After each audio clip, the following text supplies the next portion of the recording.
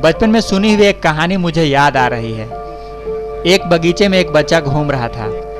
थोड़ी देर बाद आराम करने के लिए वह एक पेड़ की छांव में बैठ गया।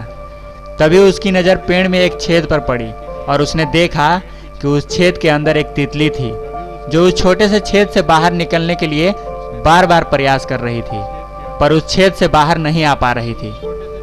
थोड़ी देर तक यह देखने के बाद उस बच्चे को उस तितली पर दया आ गई और उसने उस छेद को और बड़ा कर दिया। छेद बड़ा होते ही तितली बाहर निकल गई और थोड़ी ही देर के बाद वह तितली गिरकर मर गई। बच्चे को यह सब देखकर बहुत आश्चर्य हुआ और उसने अपनी माँ के पास पहुंचकर उसे सारी बात बताई।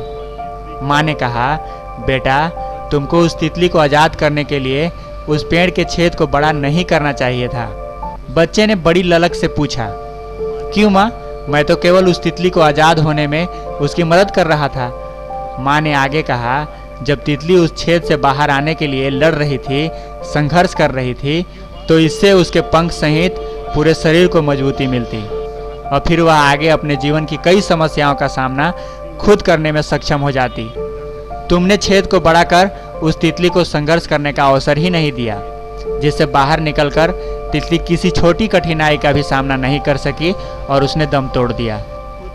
माँ की यह बात सुनकर बच्चे की आंखों में चमक आ गई, मानो उसे जीवन में और फ्यूचर को नए रूप में पहचानने का अवसर मिल गया हो। जब आप किसी समस्या या संघर्ष को छोड़कर भागने लगते हैं, तो इससे आप कई नई समस्याओं और संघर्षों को अपनी तरफ बुलाते हैं और आप समाधान निकालने के बजाय उसी में और गहरे फंसते चले जाते हैं। पूर्व राष्ट्रपति और वैज्ञानिक डॉक्टर APJ अब्दुल कलाम ने छात्रों को संबोधित करते हुए बहुत सुंदर बात कही थी। हमारे जीवन में समस्याओं का आना अति आवश्यक है, अन्यथा हम सफलता का सही स्वाद नहीं ले पाएंगे। दरअसल संघर्ष हमें फ्यूचर के लिए तैयार करता है, इसीलिए इसे हमें पॉजिटिव रूप से लेना चाहिए। संघर्ष को हमेशा जीवन का हिस्सा समझो और उससे भागने का कोशिश कभी मत करो, क्योंकि संघर्षशील व्यक्ति को अपनी मंजिल हासिल करने में दुनिया की कोई ताकत नहीं रोक सकती, क्योंकि उसके पास जुनून होता है जो उससे कोई नहीं छीन सकता। दोस्तों, किसी विचारक ने क्या खूब कहा है, समस्या वॉशिंग मशीन की तरह होती है, हमें कपड़े की तरह घुमाती है, खंगालती है और फिर बाद में सुखा देती है।